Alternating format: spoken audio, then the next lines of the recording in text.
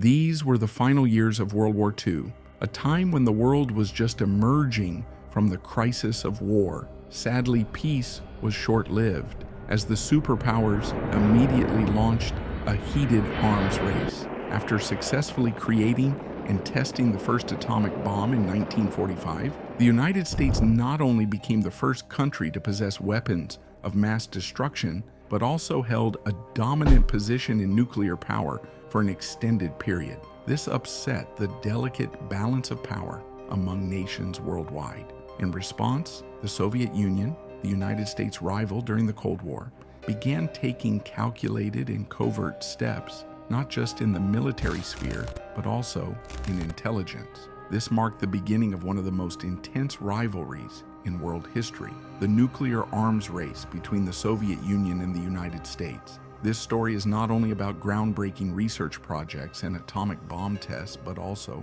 about shadowy battles fought in secrecy, where hidden spies played decisive roles, ultimately reshaping the global landscape. The question we need to ask now is, how did the Soviet Union, a nation emerging from the ravages of war, manage to catch up with the United States in such a high-stakes nuclear arms race? How did this country successfully develop an atomic bomb just 4 years after the US? And I'm Mason. Where there's Mason, economic and social issues are broken down with ease. Before diving into the main content, please note that the video below has been compiled by me and my team from numerous sources, so feel free to add your thoughts or suggestions in the comments section below. The answer to the Soviet Union's surprisingly rapid development of the atomic bomb lies in an extensive intelligence operation named Enormous. This operation involved top-tier spies who provided the Soviets with invaluable information about the nuclear programs of the United States and the United Kingdom. And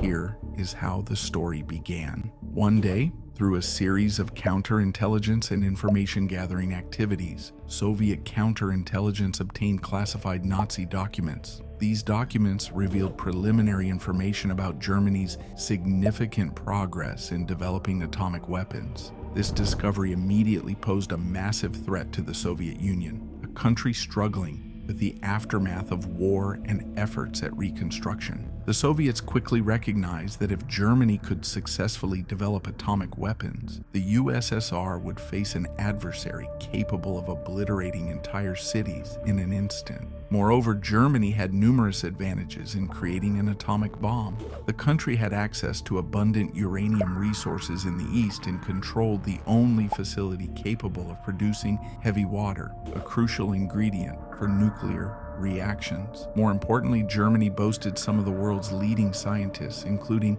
Werner Heisenberg, a Nobel Prize-winning physicist who had achieved global acclaim at just 31 years old. And yes, at this point, Mason must reiterate, this was a grave danger not only to the Soviet Union, but also to the entire world. The threat didn't stop there. In early September 1939, just 9 months after World War II began, a letter from French physicist Frédéric Joliot-Curie warned the Soviets about Germany's potential to develop atomic weapons. At the same time, Hitler publicly announced in a speech that Germany possessed a secret weapon capable of changing the course of the war. This was a clear warning to the Soviet Union that Germany was actively pursuing nuclear weapons research. In this context, the Soviet Union, with its extensive intelligence network, began conducting intelligence-gathering operations to assess Germany's capabilities in developing an atomic bomb. Notably, a telegram from London to Stalin heightened concerns that German scientists were focusing their efforts on nuclear weapons research.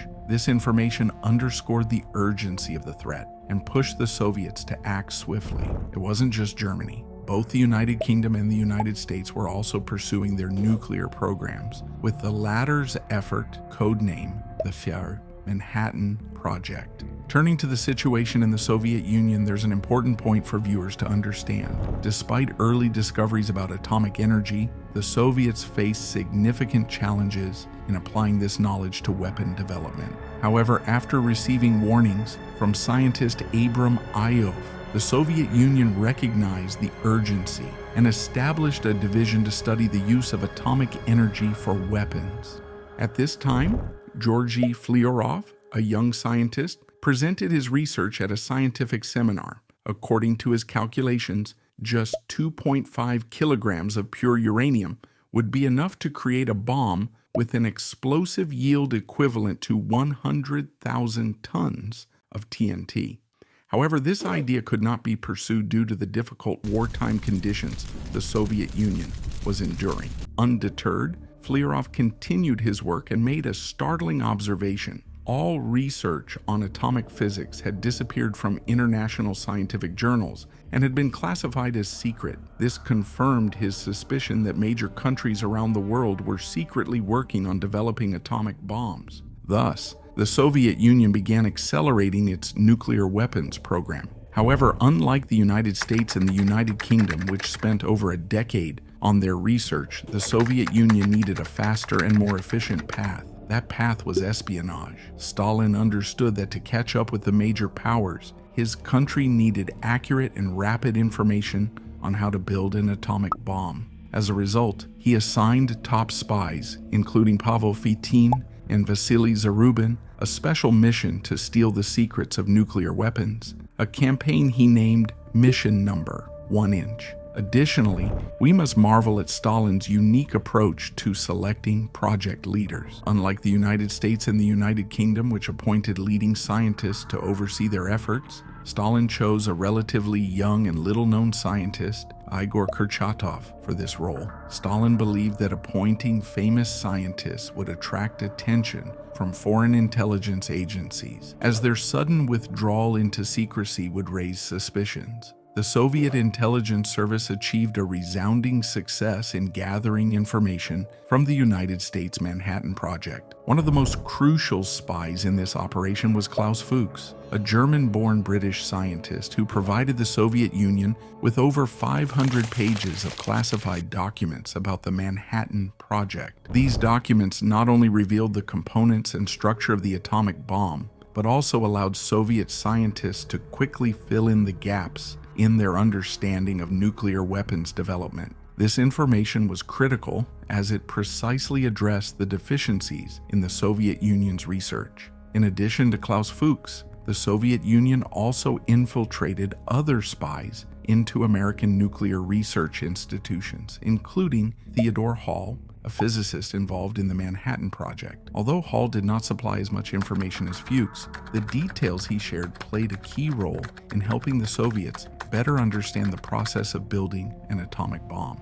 As a result, just 4 years after the United States developed the atomic bomb, the Soviet Union successfully tested its own nuclear weapon on August 29, 1949. This event shocked the world and forced the United States to reassess its national security strategy. However, this achievement was not merely the result of pure scientific effort. It was also the product of a meticulously organized, intelligent, and highly effective espionage campaign. By utilizing its spies to steal critical scientific secrets, the Soviet Union significantly shortened the time required to develop nuclear weapons and minimize the risks that the United States faced during the Manhattan Project. Thanks to such intelligence victories, the Soviet Union restored balance in the nuclear arms race, compelling the United States and other Western nations to reconsider their military and security strategies. This shadow war continued for years to come,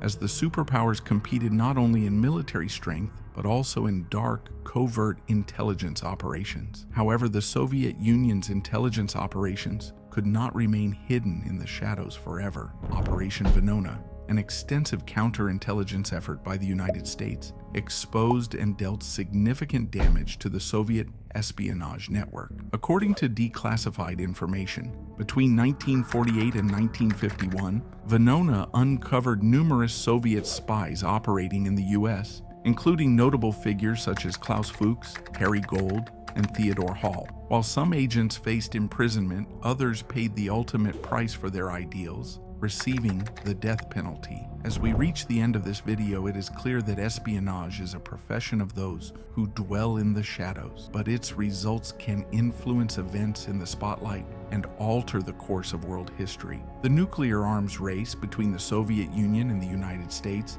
demonstrated that victory does not rely solely on material strength or technological superiority.